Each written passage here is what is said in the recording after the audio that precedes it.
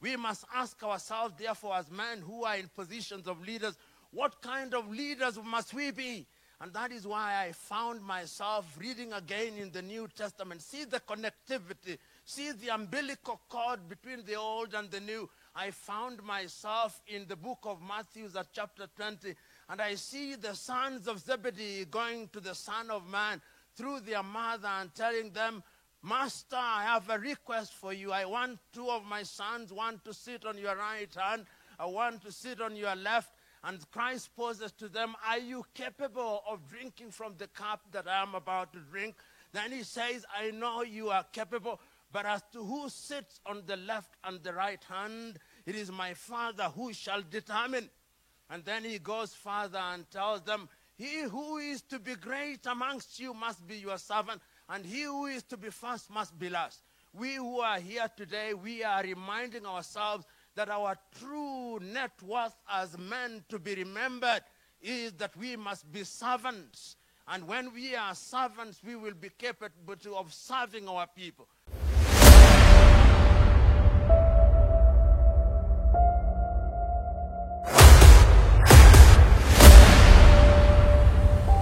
This is the journey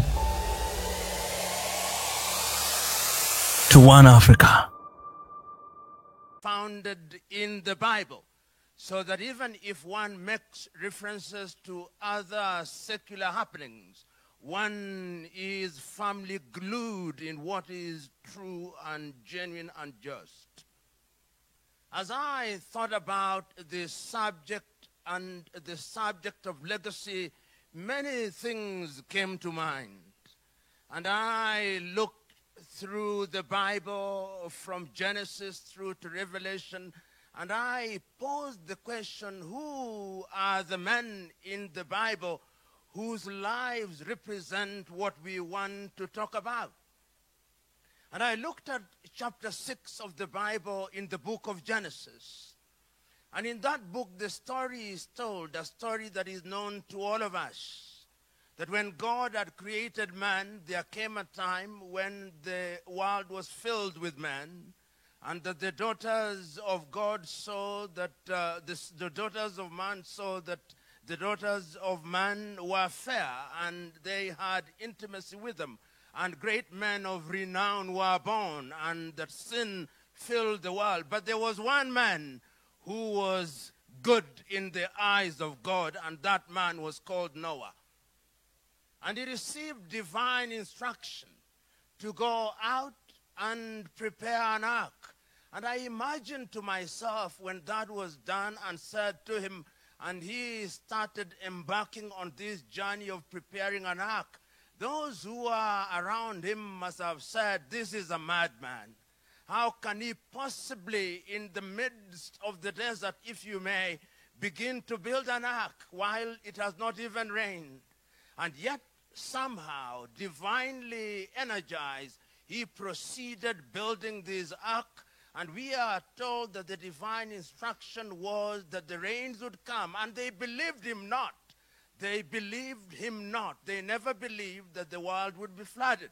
But there was a sense in which Noah, and of course by extension his family, believed that this divine voice was a voice that meant something. And lo and behold, the floods came and he was surveyed. And what one learns about that is the spirit of loyalty to whom you believe. And I believe that many times we are not loyal to the voices that energize us, particularly if it is a divine voice.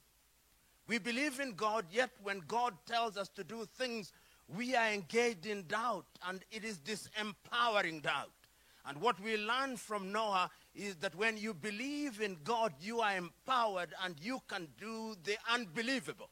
And here today we are gathered as men in the knowledge that our position as men requires that we believe in God so that we are energized, so that we become good heads of our family. That is what I hear through the vicissitudes of time. But I did not stop at thinking about Noah. Another man came to my mind. And this story is recorded once again in the book of Genesis at chapter 12. The man is called Abram, because it is only when he was beloved of God that his name was changed to Abraham. And this man lived with his father in Ur of the Chaldeans. And we are told of this man that they worshipped idols. And then a voice came unto him. And he hearkened to this voice. This voice told him, go, leave your comfort zone and go yonder into the unknown. And he hearkened to that voice. The question is, what do we learn from that? We learn about faith. That when you believe in God, you've got to have faith in God. And that you've got to leave your comfort zone. Many are the times when we think that we can change ourselves and the world, but we do not want to leave our comfort zones. The story that we learn from Abraham is that you've got to leave your comfort zone. It is only when you leave your comfort zone that God can say of you that this is my friend. And we are here today to renew our friendship with God. Because even though we are divinely inspired, there is a sense in which we live in the real world where we will have trials and tribulations.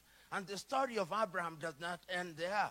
He is tested time and again. He goes into Egypt, and the Pharaoh is enamored of his wife. And he says, she is not my wife, she is my sister. And lo and behold, she is taken into the Pharaoh's household. And lo and behold, trials and tribulations afflict the Pharaoh, telling us that when God is protecting you, he will remember you and protect you in the most unfathomable ways. And it does not stop there. He is tested once again. He's told, take your only child and sacrifice your only child. And he, by dint of faith, believes it and makes to sacrifice his only child. And we as men are called upon times without number to sacrifice. And that is why we are present here today. And I did not stop at the book of Genesis. I went to yet another book in the Bible, and I was astounded at how the Bible is rich in helping us to define our legacy. And this time round, I went to the book of Daniel at chapter 1, a story that is very well known to us. We are told that in the 3rd year of King Joachim of Judah, Nebuchadnezzar came from Babylon and besieged the city of Jerusalem. And we are told that when he came, he instructed one of his courtiers, Ashpenaz, to go among the Jews, the royal houses, and pick from their number young men who are educated that they may serve him. And we are informed that among the young men who were picked were Daniel. There was Hananiah, there was Mishael, and there was Azariah. To them the king changed their names and said, you Daniel, you shall be Belshazzar, and the others, you shall be Shadrach, Meshach, and Abednego. And then they were told that they would be trained for 3 years, and I said that they were introduced into what one may call the University of Nebuchadnezzar. And they were there for 3 years, but there were certain requirements of them. They were told through the king's courtier and servant that you will be fed through portions from the king's household, wine and other choice food. But these young men believed in a God, and they believed in certain irreducible minimums. They said there are certain things that we cannot do lest we defile ourselves.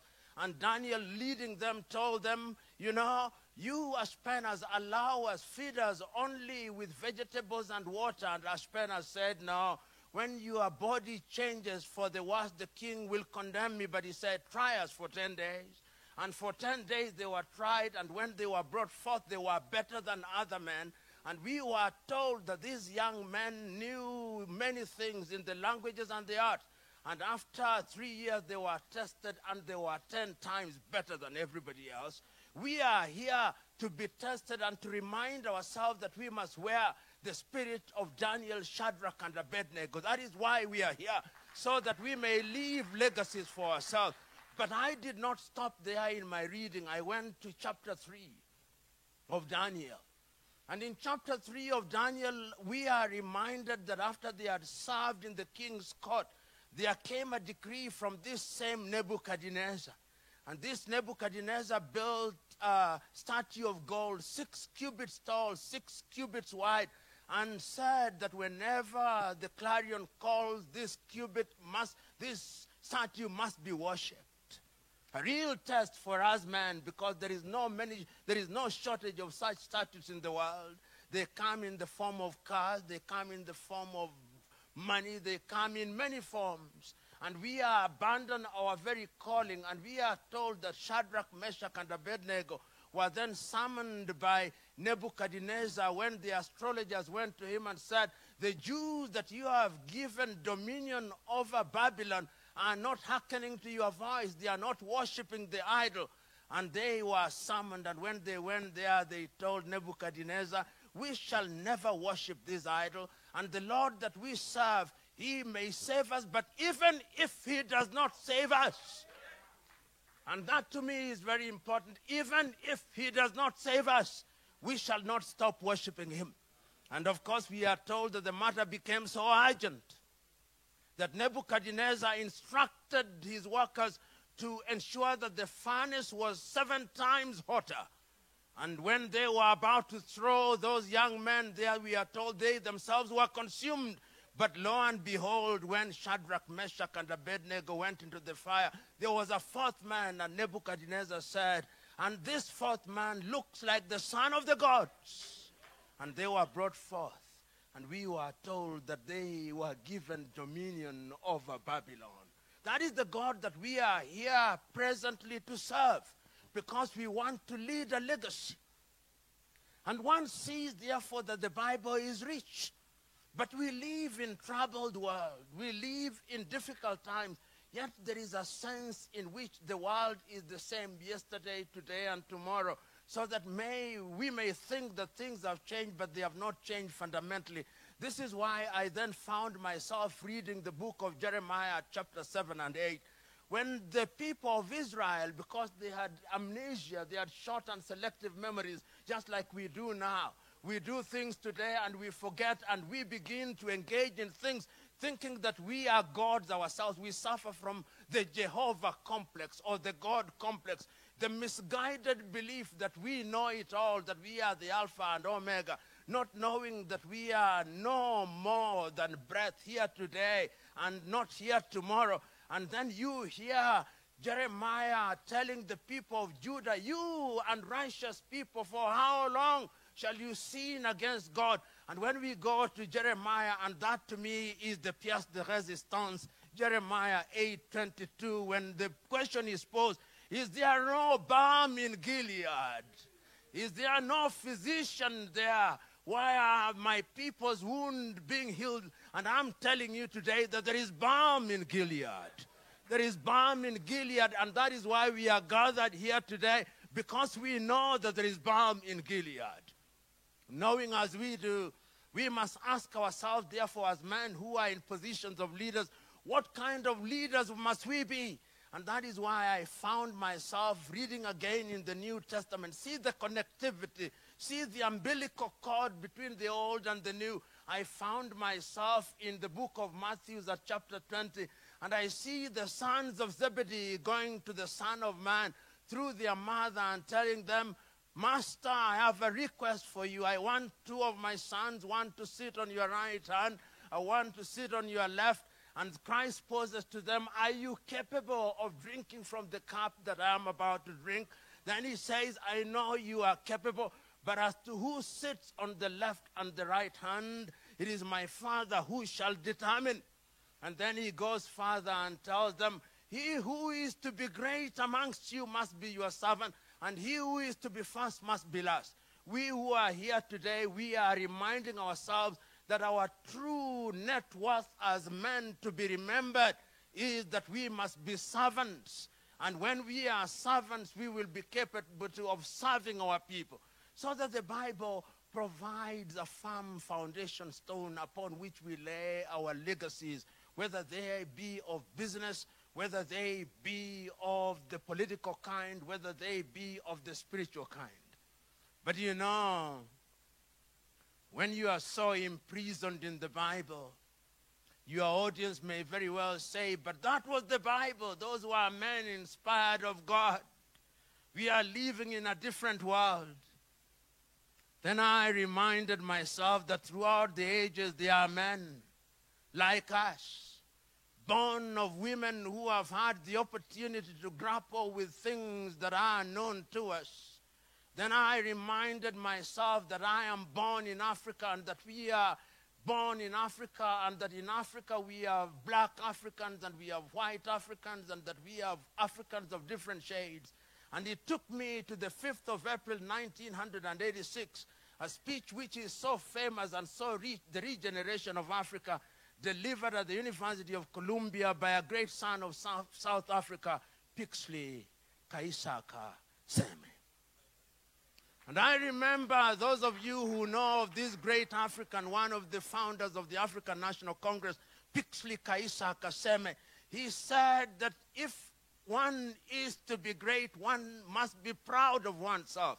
Because the truth is, if you don't love yourself, then you can love nobody. That is why I understand Christ, that love others as you love yourself. It is only when you love yourself so deeply that there can be an osmotic flow of the excess love to the others. If you don't love yourself, how can you possibly love others? How can you possibly give that which you do not have? It is only God who creates ex nihilo, and you cannot give that which you do not have.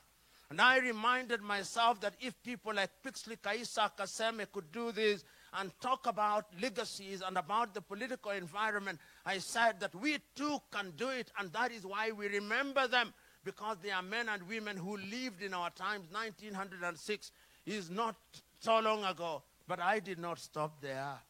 I went to Ghana, and I met yet another man, a great man, James Emmons Kwejiragri.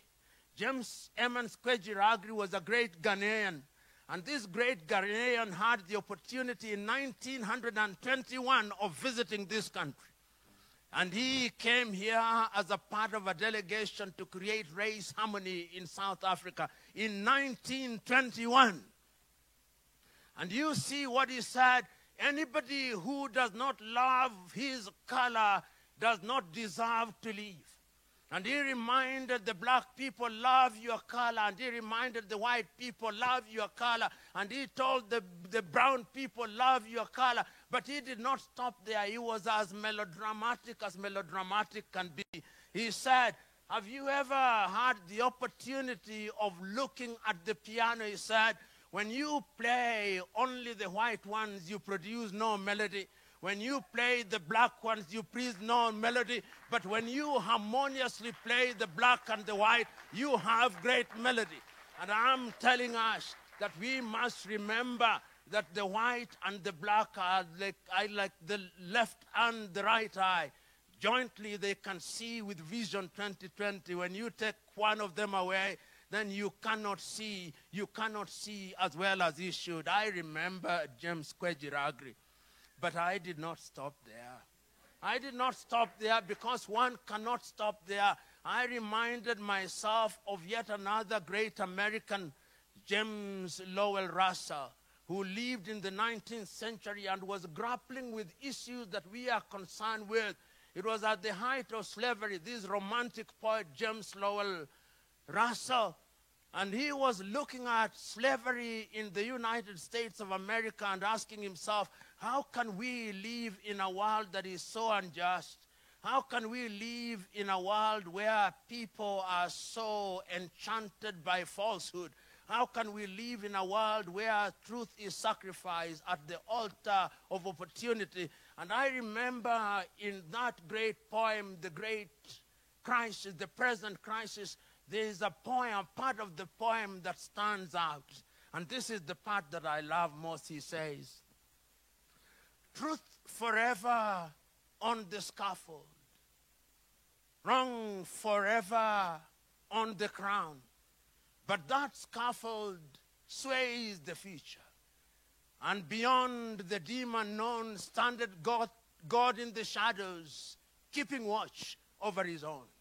How great is God that beyond the shadows he still keeps watch over his own.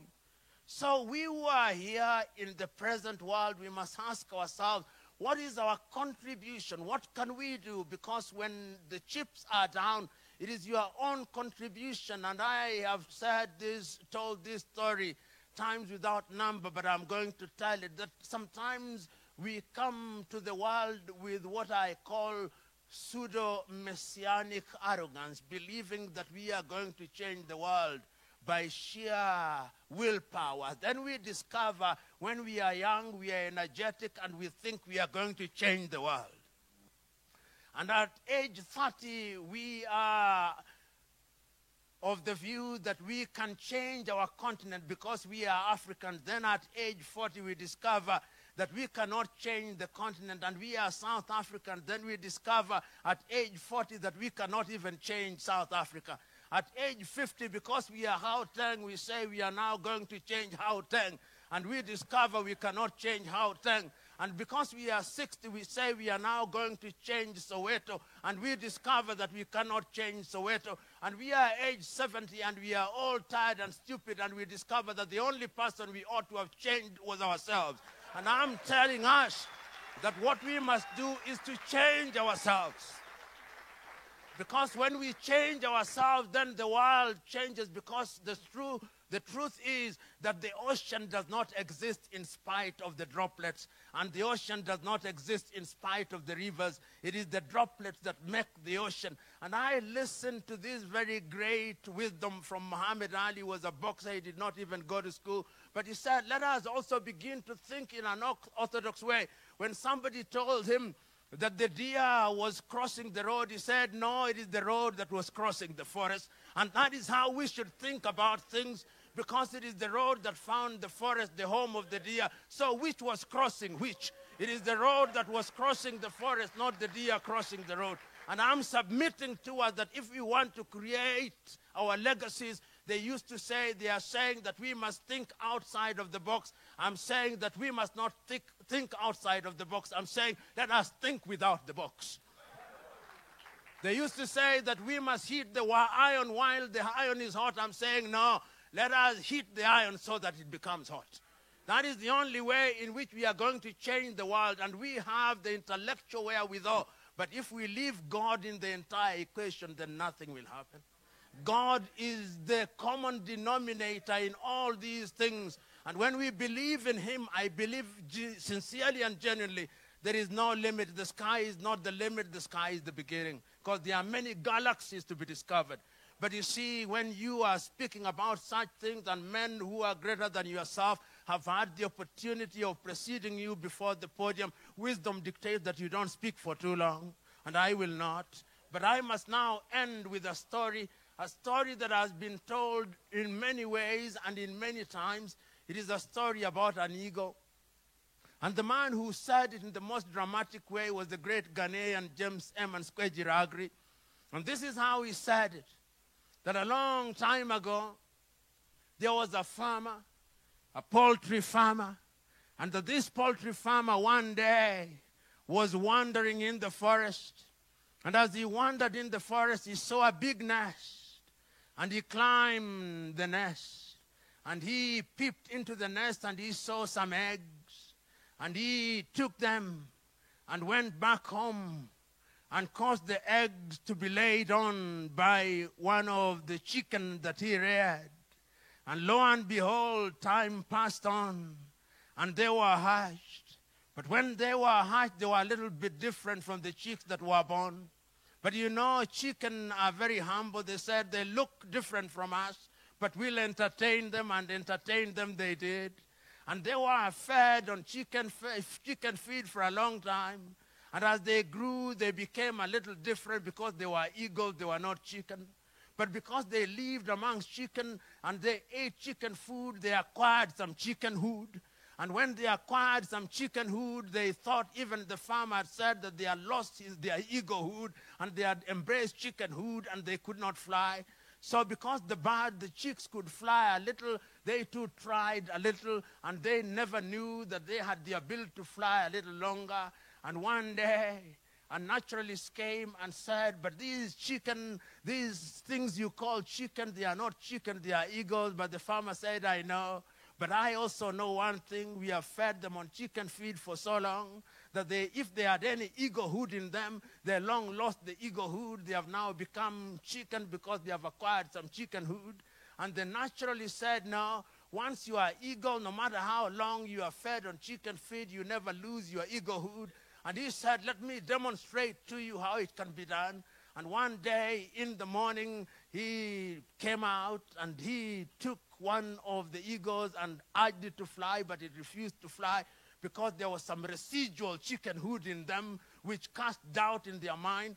But another day he came out, and when the sun was bright, he took them on the palm of his hand and urged it to go, and it flew, and they regained their freedom and their egohood. And the message to us here as men, we may have been fed on chicken feed for too long, but we never lose our egohood. So let us go and leave legacies. Let us fly and fly so that we may enjoy our freedom. But let us, even as we fly as eagles, let us never forget that humility of the chicken is also good.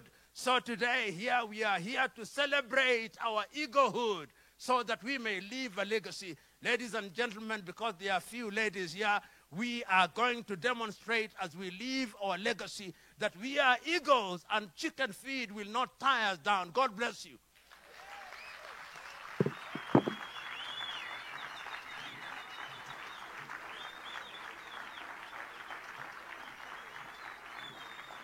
Wow, wow, wow, wow. Come on, give us a proper round of applause.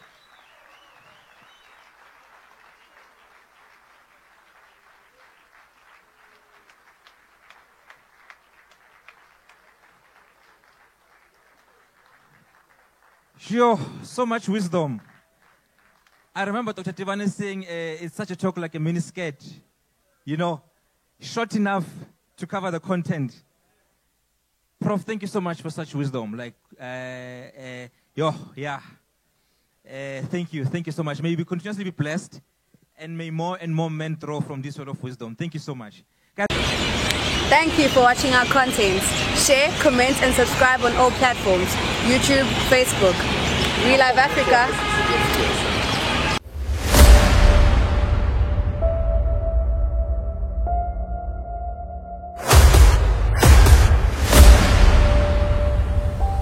This is the journey to one Africa.